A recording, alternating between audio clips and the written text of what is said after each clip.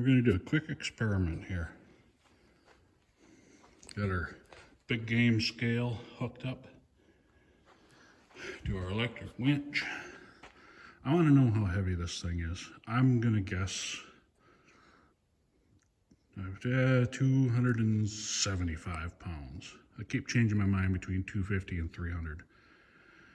So I'm just curious how heavy this is before we start getting carried away. And there's a good place I can set you up here or not. I don't have any of my stands with. That'll work.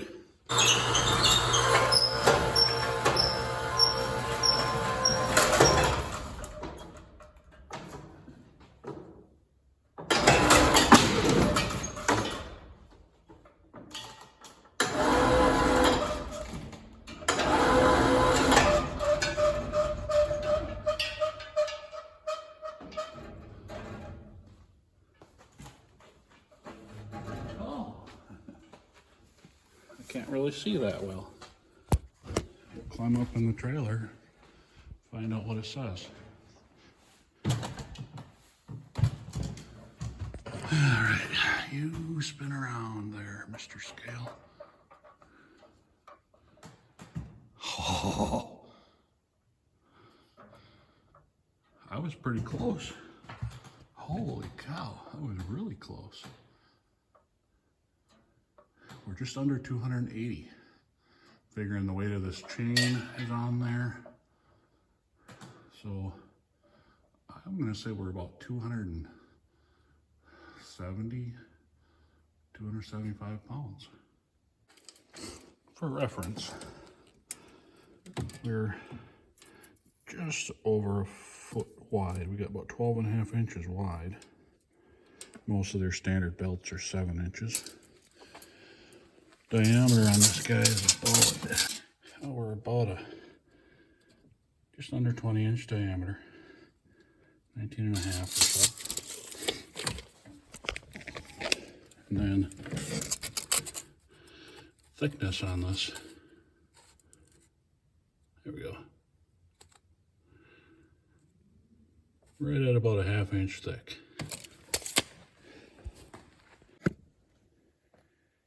So this center rail in the husk is what really was hanging us up last time. We got that bearing assembly to attach to the bottom of it before that can get attached to the rest of the husk.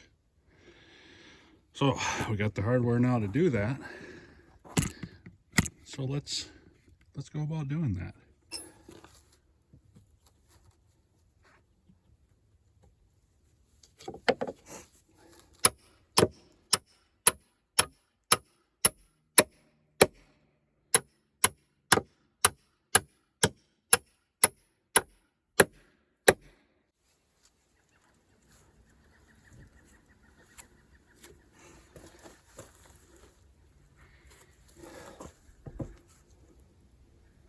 Ew, she's a little bit grody. We're gonna do a little cleaning and greasing before we put that back together.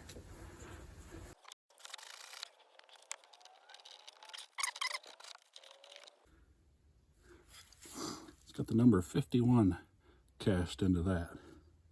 Again, probably doesn't mean much, but I have found so very few castings, part numbers or anything in any of this entire machine.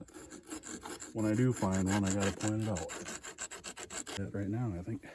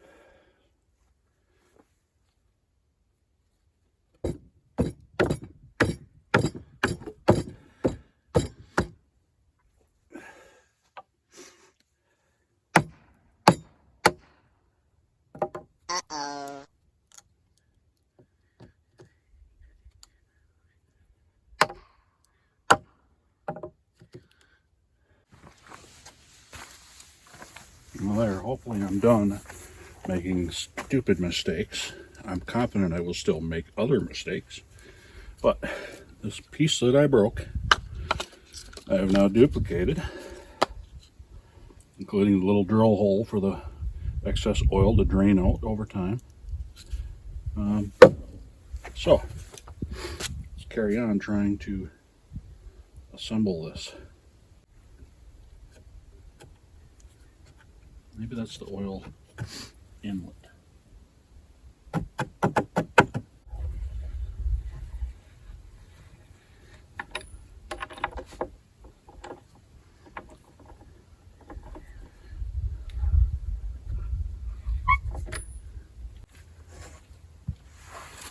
Oh,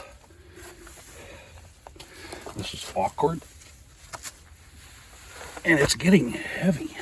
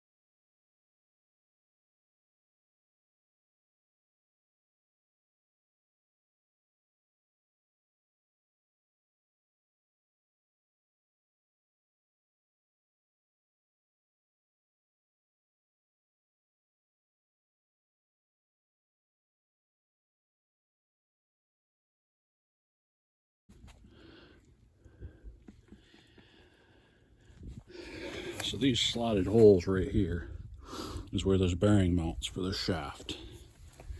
And they're slotted so that it's adjustable. And of course, when I mounted this, I drilled a hole recessed into this beam for the head of those bolts to fit in. I'm gonna have to take this off and oblongate that hole so these are adjustable in those slots. Then we can get this properly adjusted.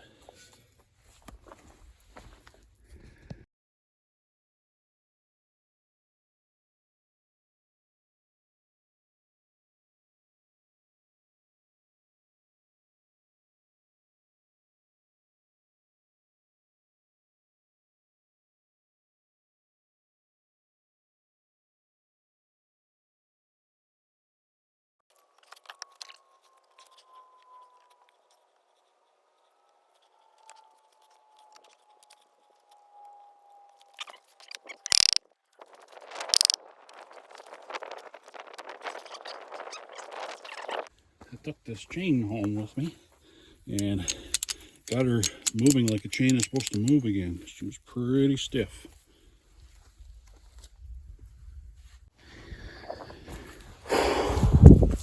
Kind of wonder if I could take this out and hook it onto the chain.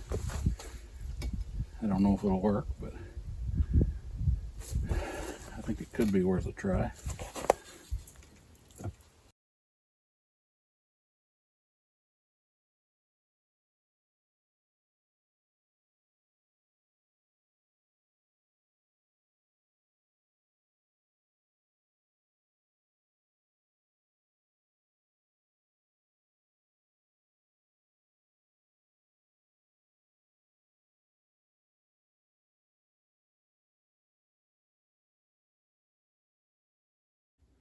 Ready to do a mock-up of this shaft, but only if I can get it on there.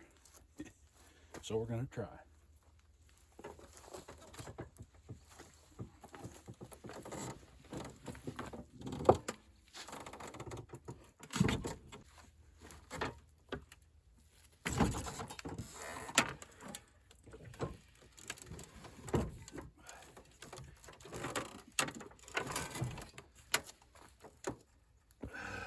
Oh, hey. I'll take that.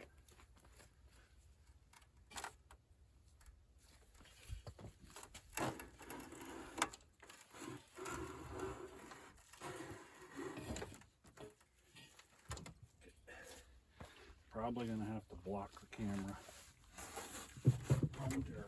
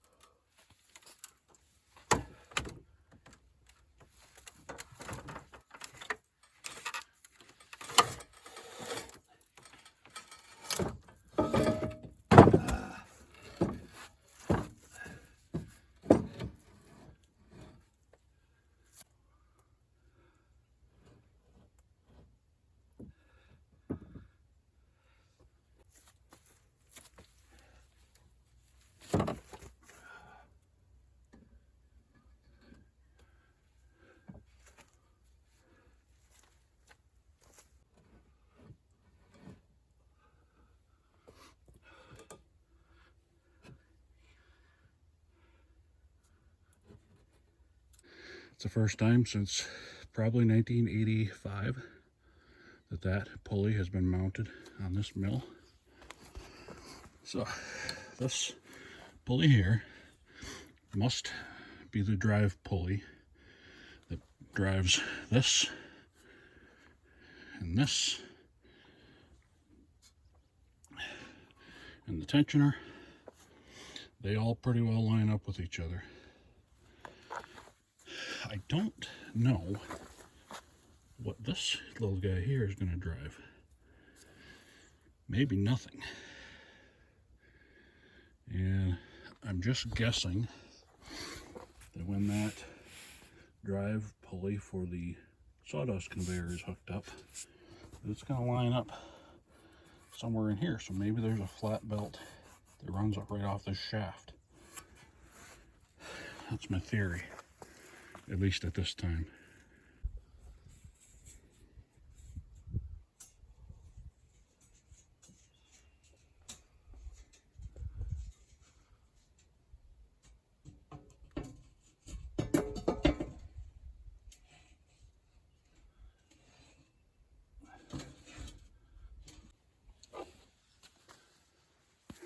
So, y'all remember this thing. That's not going to work for us, but big thanks to the friend of the channel, Mark, for making us this thing, which is going to work for us. And if for some reason it needs any tweaking, I'm confident he'd be glad to make some more adjustments to it. But I think it's going to work.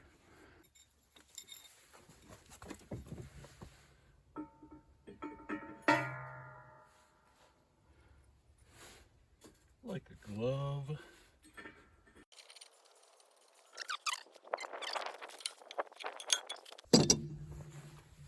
This is the blade missing the inserts. I didn't think it really mattered, just because we're just mocking it up at this point. But, yeah. So far, I think we're good. But I think we need to mock up our rail setup here also and do some measurements just to confirm that we have the right offset and clearances before we attach these rails to the frame permanently.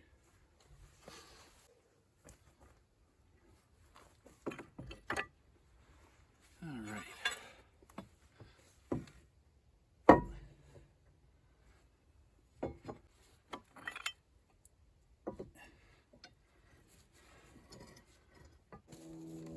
Now with the blade in place, we can attach whatever this thing is called and finish attaching this guy.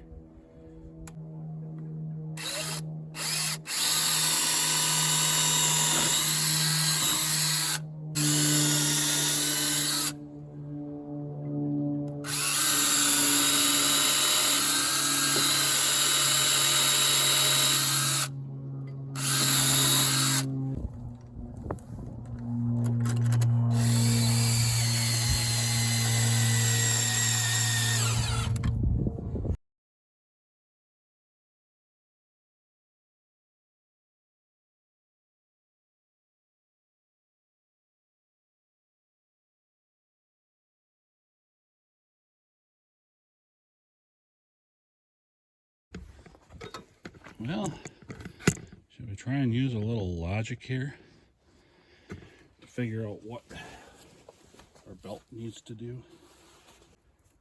So we know this is going to spin this direction.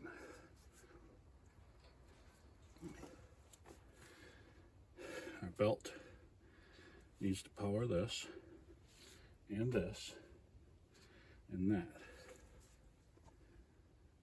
So if our belt comes over this, which I think it would need to, this is also going to spin this direction, which spins this one this direction.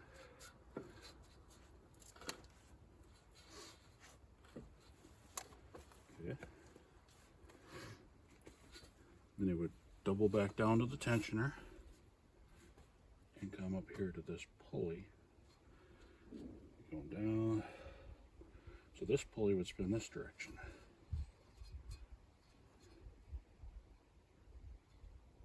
Right? Which would spin this way. That direction. Then we have the belt coming back over here, which is opposite the direction of travel. So it has to go from this belt to the tensioner. Okay, I think I got it now. I think I've got it now. This belt comes over here. Spins this way, so this spins this way, which is going to turn the drum counterclockwise. Okay, so that spins that way. I'm sorry, that spins that way. Like that.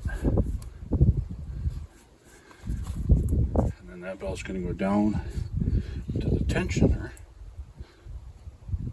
and come up and spin this one this way.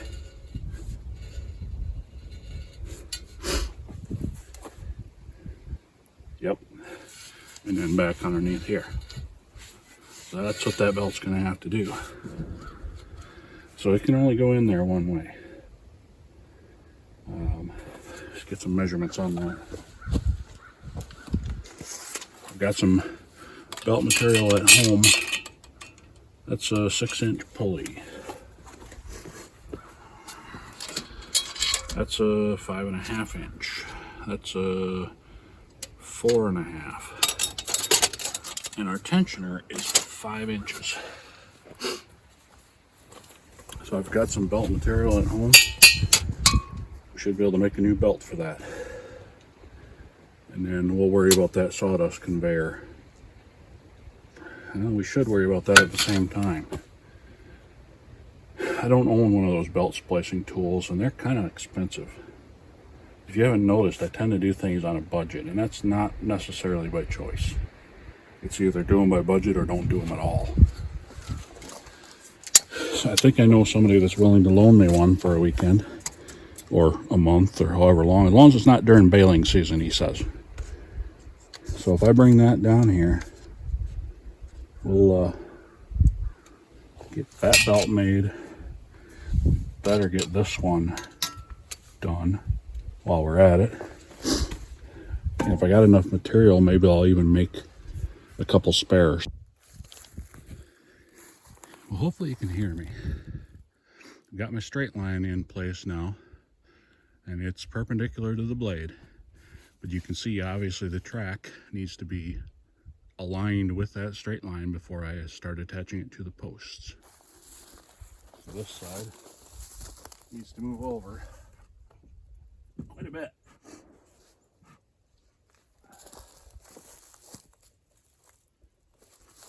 So we're gonna have I'll show you how I'm planning on attaching the rails to the posts, but I'm going to be running out of hardware once again, so I don't think we're going to be able to start attaching it today, but I can at least show you the game plan.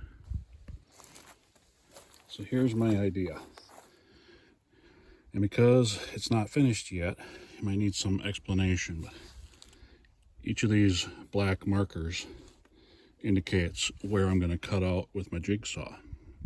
So that's going to be a slot, which will be then adjustable. So all 4 of them will be adjustable. So when it's attached here, if need be, we can loosen these up. We can jack this up and slide a shim in there and then tighten them back down. That's what I've come up with so far. It doesn't mean that it's going to work the greatest, but I am anticipating frost wreaking havoc with the levelness of this. And I know that's come up in the comments a couple times, and yeah, don't worry, I'm aware of it and I have a plan. I hope my plan is going to be adequate. I have a whole bunch more of these that I need to get cut down to size, drilled out, marked out. I'll take them home, buzz them all up with the jigsaw, and hopefully next weekend when I come down, we'll have everything I need to attach the rails permanently. Anyway, thanks for joining me again. We are certainly making progress. It is starting to look like a sawmill, and I anticipate the next progress on this might actually be indoors, working on some of the stuff we're going to need for the carriage. But we'll see what this weather does. I'll keep working outside. If God wants to keep giving me weather like this, man, I'll do it. Catch you next time.